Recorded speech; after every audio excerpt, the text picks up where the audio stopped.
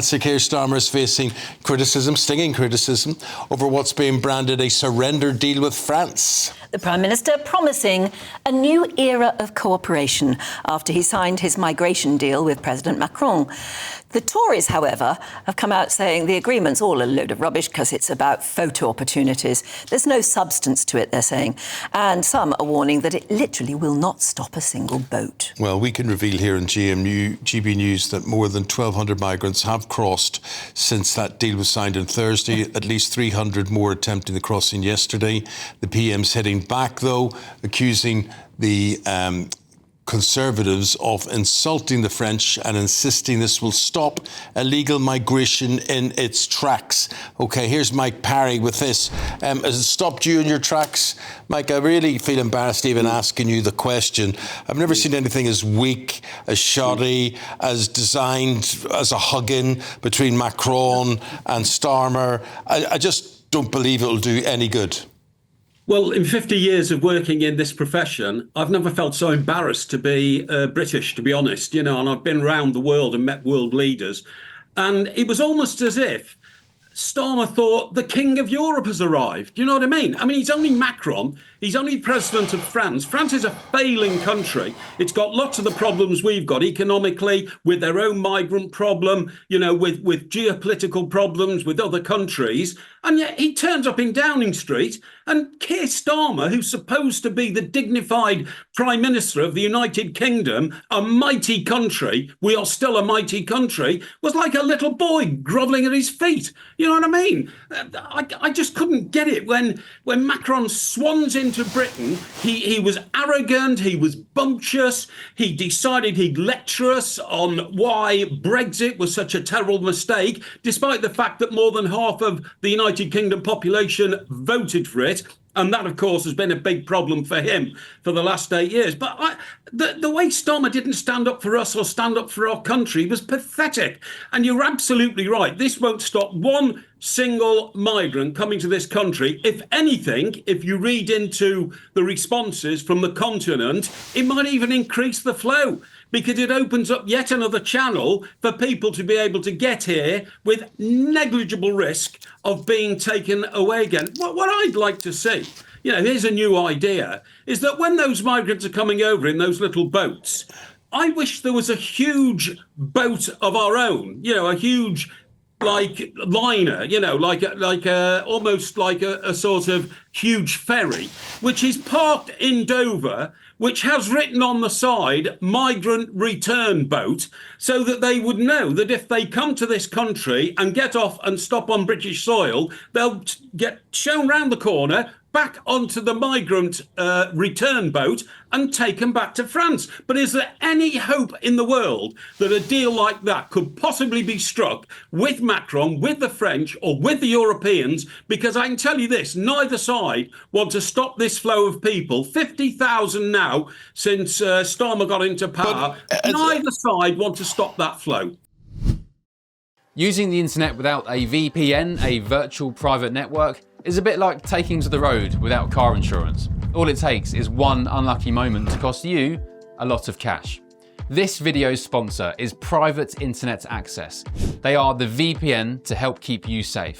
Click the link in the description below to find out why over 30 million people have downloaded PIA to protect themselves online. A virtual private network is an app that hides your IP address and helps keep your data private. When you're browsing the internet at home, you give up a large amount of data to businesses, to shops, and indeed to social media giants too. Hackers have the ability to steal your personal data with ease, including sensitive information such as passwords, keystrokes, and even your personal photos. Private Internet Access helps protect your personal data by encrypting your internet connection to keep your data out of the hands of cyber criminals. And it's not just hackers either to be concerned about. Information can be censored too. When Canada passed their C-18 bill, social media giants decided to ban news content on their platforms. But PIA can protect your ability to consume the news and content you love. Private Internet Access is available for Windows users, Mac OS, Android, Linux, iOS, and you can use one PIA subscription to protect an unlimited amount of devices. And we've got a huge GB News discount for you too. Click the link in this video's description and you'll get a massive 83% off PIA. That's under £2 a month, the price of a coffee, and you'll get an extra 4 months completely free on top. Also, there's a 30-day money-back guarantee too. Visit piavpn.com/GB News to start protecting yourself digitally today.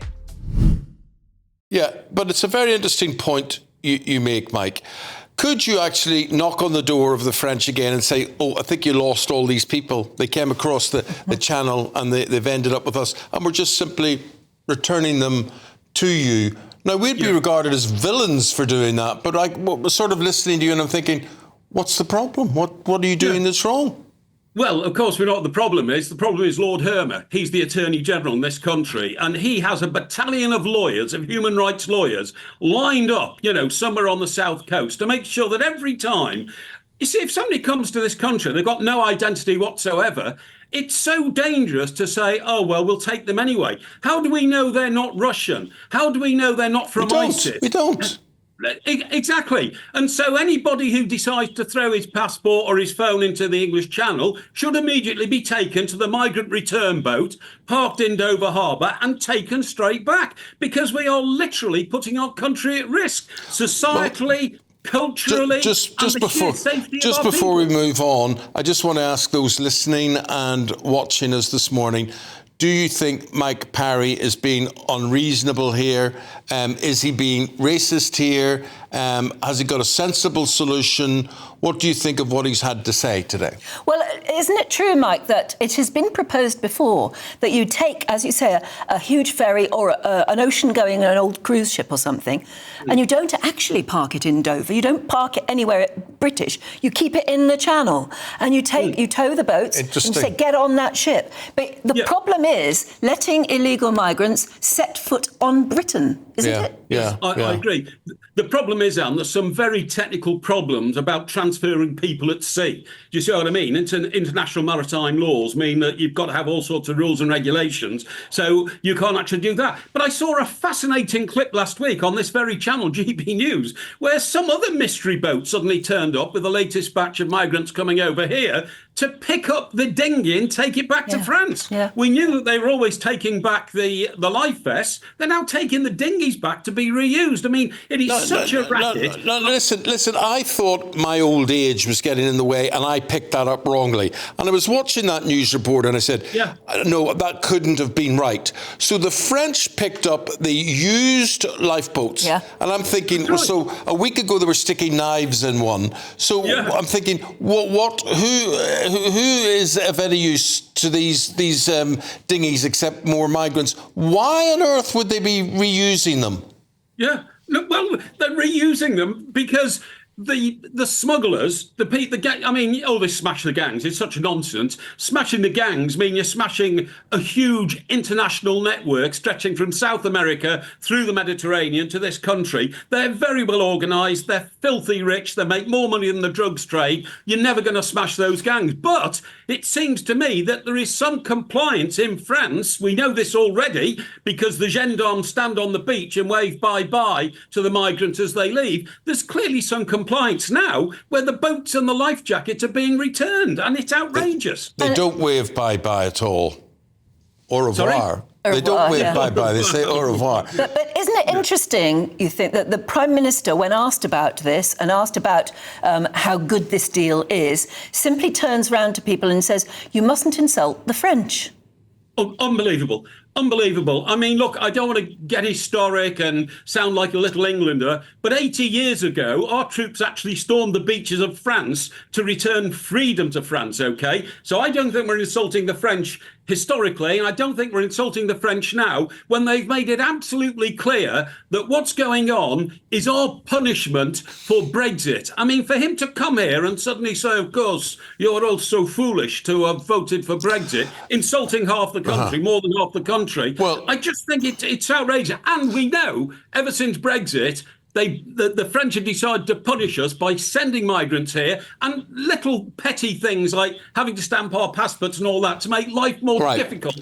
for us to go to the continent. Just finally and briefly, if you can, Mike, Keir Starmer's got 4 years of his administration left, and we're tied into that. We can't be challenged, and we can't have a general election unless it's some crazy reason.